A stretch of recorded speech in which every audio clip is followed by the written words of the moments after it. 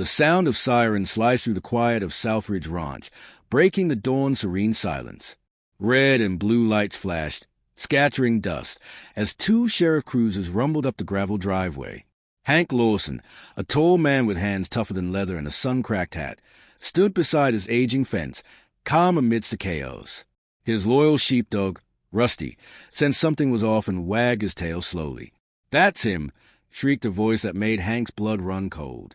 It was Karen Bellamy, the new president of the Homeowners Association, renowned for her perfectly manicured lawn and sharp criticisms. She had lived next door for barely 6 months, yet she acted like she owned the place.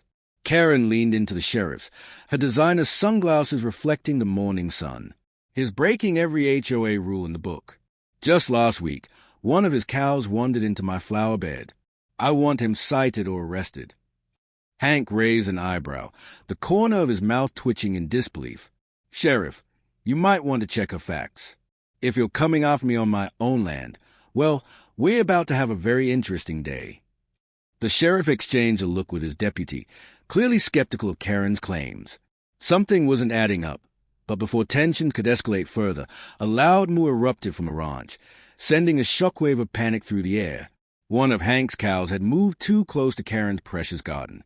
Her friend, who had accompanied her for moral support, let out a terrified scream. The cow had done something that would change the tone of this entire encounter. "You see that?" Karen shouted, the smugness in her voice palpable. "This is unacceptable. He's a menace to our community." The lawmen bent down, their eyes narrowing at something in the dirt. Hank's heart began to race. The sheriff waved Karen back. "I think you might want to take a look at this." Kneeling down, he examined the ground closely, revealing a pile of cow manure right near the property line.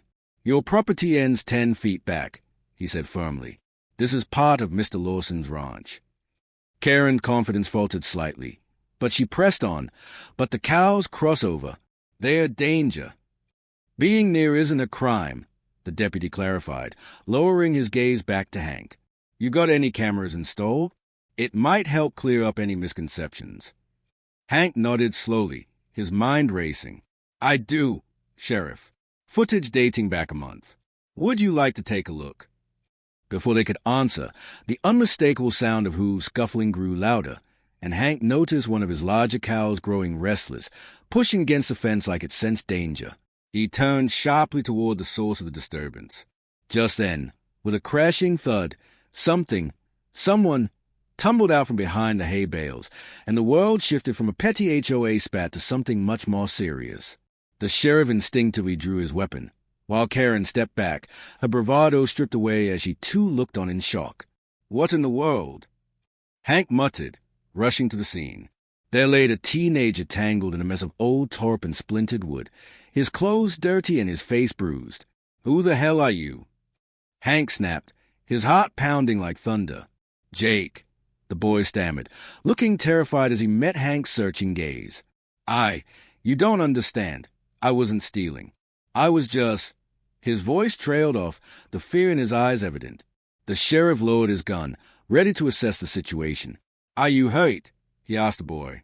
"Just trying to find a place to sleep," Jake replied, his voice barely a whisper. This was a moment Hank wouldn't soon forget, the start of a tumultuous journey that began right there in his pasture. His gut twisted. The boy looked no older than 15, yet he was clearly in distress. Just then, Karen burst forward, a hand on her hip, her voice high and panic-laden. "This isn't a kid. He's trespassing. He could be dangerous."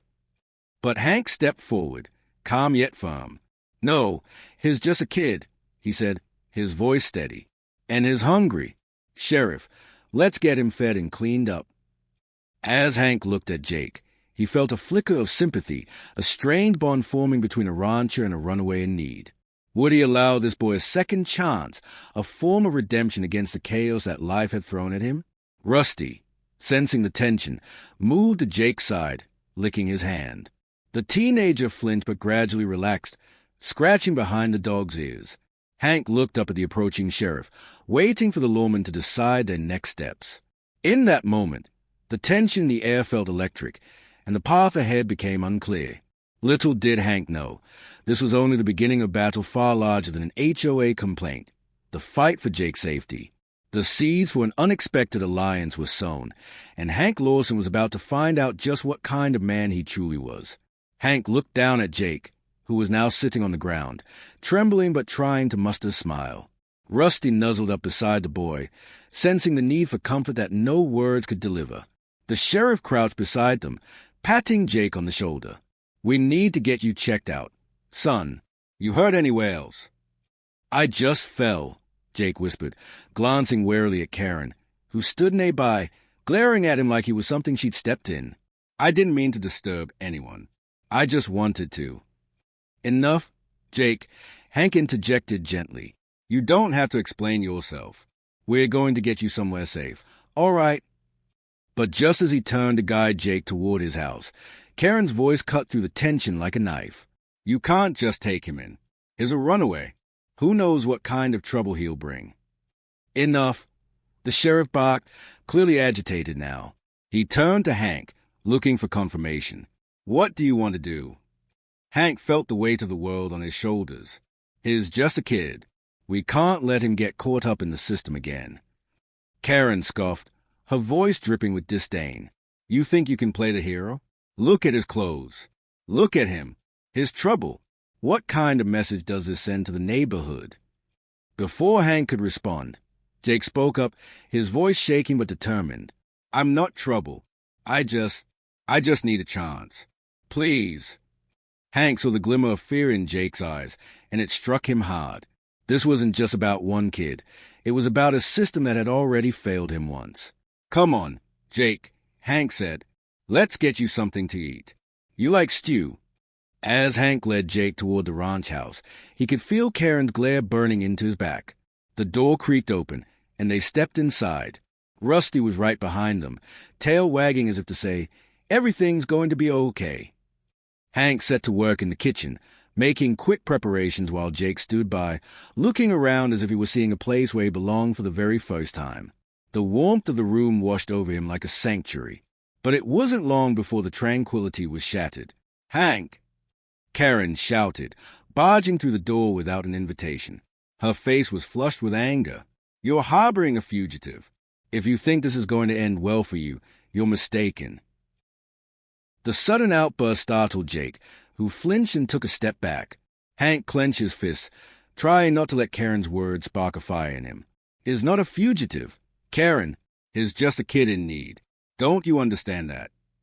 Karen took a step forward, her eyes narrowed. "You don't know what he's capable of. I'm doing this for the safety of our neighborhood. You're a disgrace to the community, Hank Lawson."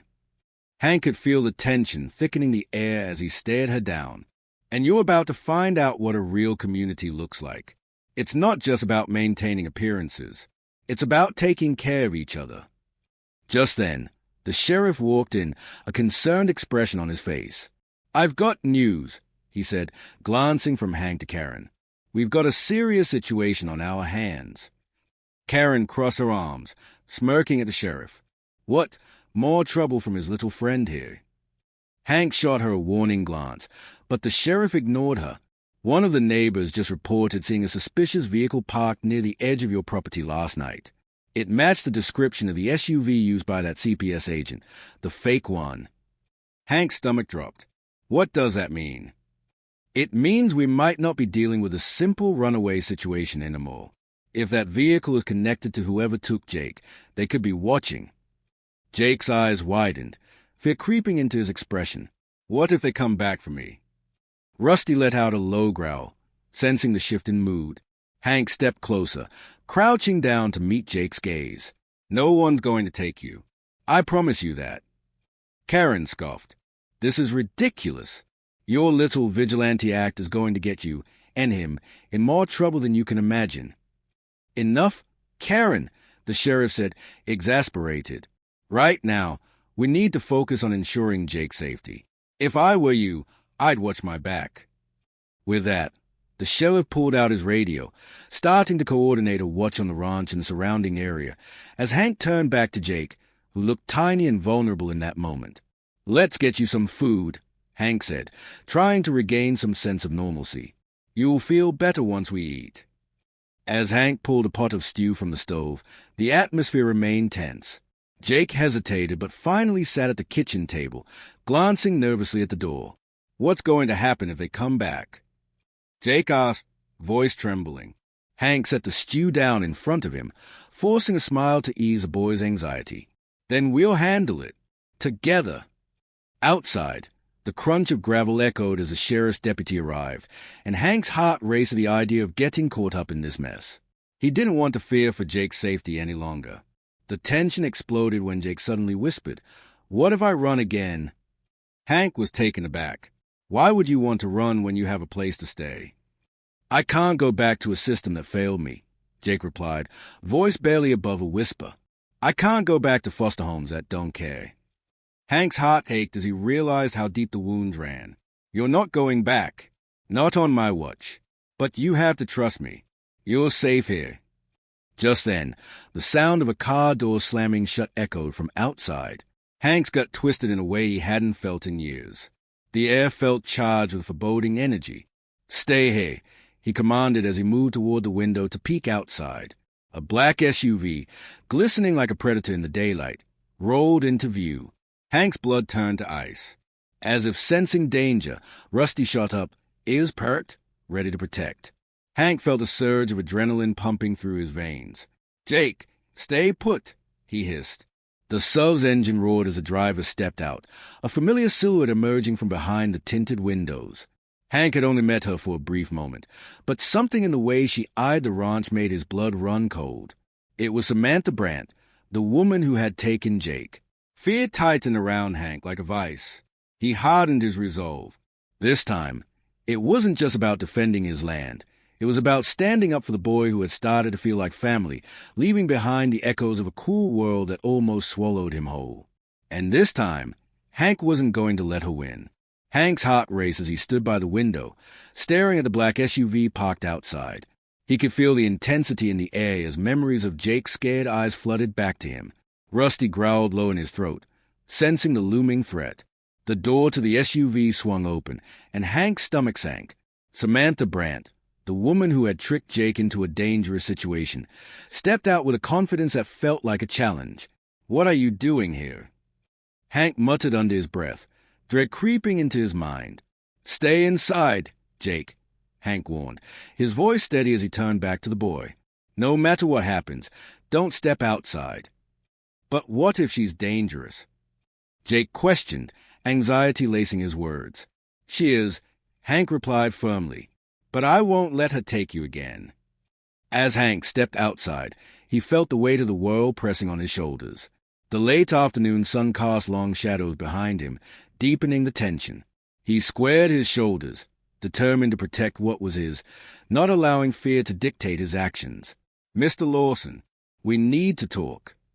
Samantha's voice was sharp and commanding as she swept toward him, her demeanor projecting authority. Hank held his ground. "What do you want?" She glanced at him with a raised eyebrow, an almost smug smile creeping across her face. "I'm here for Jake. He belongs in the system, not hidden away on a ranch. That system almost caused him to lose his life." Hank shot back, his anger bubbling just below the surface. "You didn't care enough to check credentials." "I did what was necessary," she interrupted coldly, "and I have the power to ensure that it's taken care of. You're just a rancher with an inflated sense of heroism." "Heroism? This isn't about being a hero, Samantha. It's about doing what's right." Hank's voice grew louder, drawing attention from passers-by. "Right." Samantha scoffed. "And what do you think right looks like? A cattle farm? He'll end up with someone who doesn't waste their time playing cowboy." Jake peeked from the kitchen, worry evident on his face. I don't want to go back," he shouted, stepping out into the open despite Hank's warning. His bravery filled the air, igniting Hank's resolve further. Samantha turned to Jake, a predatory glint in her eyes. "You don't have to be scared of me, Jake. I can help you. I know people who can give you a real home. Just come with me." "No, you don't care about me," Jake shouted, fists clenching in defiance. "You didn't even check on me when I disappeared." At that moment, Hank saw the wavering determination in Jake's expression, an echo of his own refusal to back down. "This isn't a game, Samantha. Jake is not a chess piece for you to move around at will. You've messed with his life enough." "Enough!" Samantha shouted, and the force of her voice sent a shiver down Hank's spine. "You're only making this harder for him. I won't let you ruin his chances of being in a good home." A tense pause lingered, filled only by the sound of the wind rustling through the trees. Hank exchanged a glance with Jake, seeing the fear mixed with a burning desire for freedom. "Are you willing to risk his safety again?" Hank pressed, taking a step closer. "You could lose everything you're trying to build. Samantha, I won't let you take him back."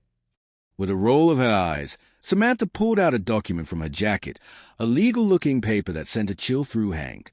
"This is an order for his return, and I'll have the law backing me up," she said, her tone measured and rehearsed. "An order? You think that makes it right?" Hank spat. "All you've done is shown everyone how unfit you really are.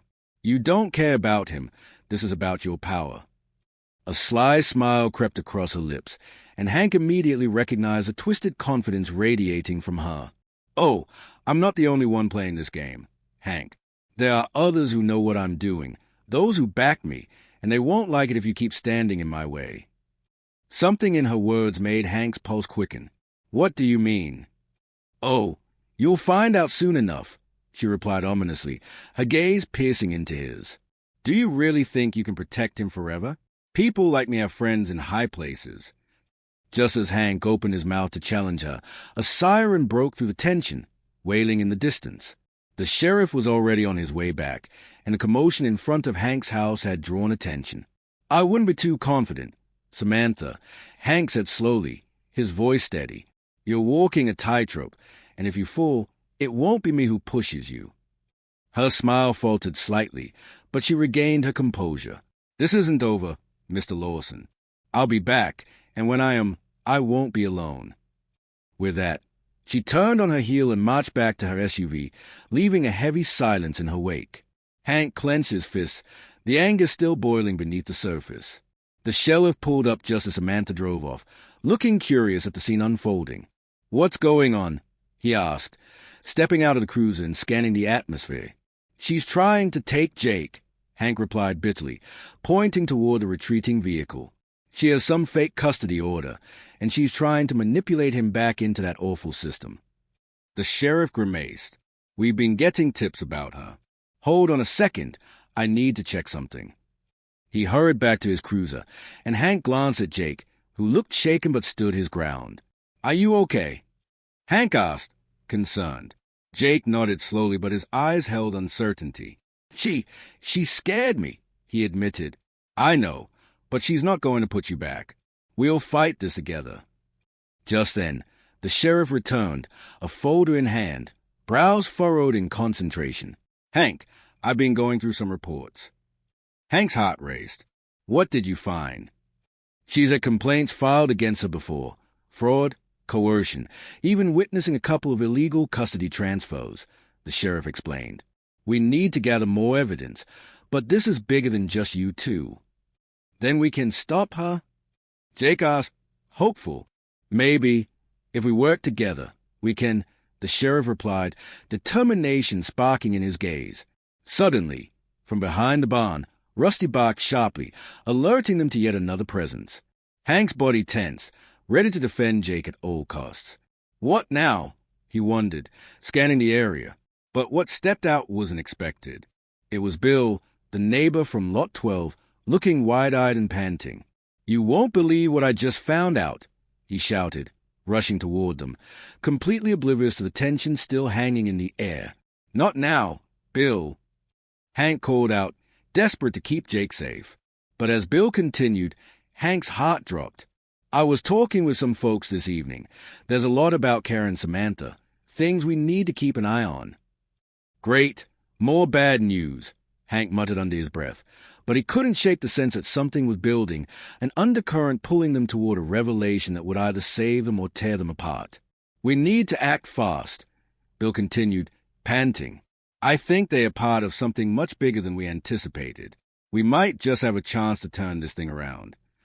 Hank felt the weight of those words settle heavily in his gut. They were on the verge of something monumental. Whatever mountaineering storm was brewing, they had to band together, or risk losing not just Jake, but everything they fought to protect. Hank looked at Jake and then at the sheriff and Bill, searching for that flicker of hope that now seemed possible. All right, then let's take these people down. As Hank stood there, feeling the weight of the moment, he could sense that the tide was shifting. The flutter of anticipation was infectious, and he thought of Jake, of the brighter future they had to fight for. If Karen and Samantha are involved in something bigger, we need to uncover what it is fast. Bill nodded, resolve in his eyes. I overheard some of the neighbors talking about an underground network. Kids disappearing, people changing identities. It feels like something straight out of a spy movie, but I know it's real. Jake's eyes widened. You mean, they're taking kids? Like me. Hank moved closer to Jake, placing protective hand on his shoulder. We'll make sure that doesn't happen to you. We'll find out who's behind this and take them down. The sheriff crossed his arms, his brow furrowed with concern. We need evidence. We can't just charge him without a plan, or we'll end up in over our heads. Plan? Bill echoed, looking desperate. What kind of plan? They are already watching us. We need to be smart. I think I can tap into some of the chatter around town. I know people who might have seen something. Let's split up, Hank said, confidence surging within him. Bill, you'll gather intel from the neighbors. Sheriff, check the records on any recent disturbances. I'll stay here with Jake. Keep an eye out for Samantha and Karen. If they're involved, they are bound to make a mistake. Jake looked up at Hank, a mixture of fear and hope in his young expression. What if they come back? What if they take me away? They won't, Hank assured him, masking the tremor of fear in his own voice. Together, we'll outsmart them. You've shown bravery before, and I need you to keep that fire alive. As the trio dispersed to carry out their respective roles, the atmosphere around the ranch felt electric with possibilities. Hank took a deep breath, weary yet determined. He settled his gaze on Jake, who hovered close by, fear still lingering in his eyes. This is going to get tough, but I need you to trust me. Okay, Jake replied quietly, though the uncertainty clung to his voice. Hours passed slowly, each tick of the clock amplifying the tension. Hank cleared his mind, focusing on every creak of the floorboards and every rustle in the wind. Outside, Rusty remained vigilant, pacing the perimeter as if he could sense the approaching storm. Suddenly, the soft crunch of gravel under tires pierced the silence. Hank's heart leaped. He peeked outside, and dread washed over him as he recognized a familiar black SUV creeping toward the house. It's them, he whispered, adrenaline surging through him. Who? Jake asked, his eyes darting to the window. Hank! Rusty barked, furiously warning him. Stay behind me, he instructed, moving to block Jake's view from the window. Do not make a sound. As the SUV parked, the suffocating tension grew thicker. Hank watched through the crack in the curtain, holding his breath as Samantha stepped out, her expression a mix of annoyance and foreboding. Just behind her was Karen, wearing a smug grin, as if she believed they were about to reclaim their prize. We have to get them inside, Hank murmured, glancing back at Jake, who looked panicked. We can't let them see you. Let me go, Jake blurted out, standing tall. If they see me, maybe it'll buy you time. No. Hank grabbed his shoulders, desperation bleeding into his voice. They won't just take you. They'll make sure you go away forever. This is not the time to be brave. But Jake shook his head. You're risking everything for me. I can't just hide. I need to face this. The conviction in Jake's eyes was hard to ignore. Hank sighed, surrendering to the truth, that the boy before him had already faced so many obstacles and yet still stood tall. All right, but promise me that if it gets too dangerous, you will run back inside and hide, no matter what. I promise, Jake whispered, tightening his fists, steeling himself for the confrontation. With a resigned nod, Hank took a deep breath and crept toward the door with Jake close behind. They listened to Samantha's voice pierce the late afternoon air. Hank, we both know that Jake belongs with us. You've had your fun playing, Dad, but the real world calls, and it's time he comes home. Home. Hank spat back, stepping outside to face them. You're delusional if you think this is any kind of home for him. The sun cast long shadows, highlighting the confrontation as Karen crossed her arms, her smile wide and self-satisfied. You're fighting a losing battle. Hank, it's best for everyone if you just hand Jake over. The law is on our side. Samantha smirked. And we're prepared to do whatever it takes to get him back. You think you've got friends in high places? We've got connections who can ruin your life in an instant. Hank steeled himself, determined not to show weakness. You will not take him, not today. You're nothing but a pair of wolves hiding behind a mask of authority. You're barking up the wrong tree, Samantha replied, her voice low and menacing. You'll regret this. Just then, from behind the barn, a commotion erupted. Bill came rushing into view, his face pale and wide-eyed. Hank, they are here, more of them. Shivers ran along Hank's spine as a second SUV pulled into view, its windows tinted dark. Get back, Jake, he yelled, instinct taking over. Hank's instinct screamed at him to protect the boy. He pushed Jake behind him just as the figures emerged from the second SUV. 3 men dressed in black, casual yet threatening, scanning the surroundings with sharp eyes. What is going on here? One demanded, his voice dripping with authority. We received a tip that you were harboring a runaway. I'm not a runaway, Jake shouted, stepping out from behind Hank, determination swelling inside him. I'm not going with you. Before Hank could react, the men moved quickly, surrounding him like wolves closing in on their prey. You're coming with us, kid, one of them growled, reaching toward Jake. Hank's heart threatened to stop. You touch him, and you'll regret it. Samantha's eyes gleamed with delight at the chaos unfolding. You're outnumbered, Hank. It's best if you just step aside. Never. Hank's voice came out as a growl, fierce and unwavering. He felt Jake's hand grip his shirt, a silent bond of trust that ignited an unstoppable force inside him. Rusty sprang forward, a blur of fur and barking fury. In an instant, chaos erupted as a dog launched himself at the nearest man, knocking him off balance. The other men shouted in surprise, giving Hank just enough time to capitalize. Jake, get back inside. Hank yelled, pushing the boy toward the door just as the rest of the group exploded into action. The men drew near, their intentions as dark as the shadows gathering around them. In an electrifying moment, Hank grabbed a nearby shovel, swinging it with all his might, striking the first man squarely in the side. Run, now. Hank ordered, adrenaline fueling his movements as he faced off against the remaining 2 men who hesitated, weighing their chances against Hank's ferocity. Just as Jake dashed toward the door, Hank felt a fist connect with his shoulder, sending him staggering, but not before he managed a hard kick into the other man's knee. Cries of pain erupted amidst the chaos, but they were quickly drowned by the deafening roar of engines as more vehicles pulled onto property. Bill shouted from somewhere behind Hank, I called for backup. It's coming. In the midst of the fray, the darkness surged, a fearsome storm of fists and chaos. Hank fought with everything he had, every ounce of strength for Jake, for the light he represented, a future worth defending.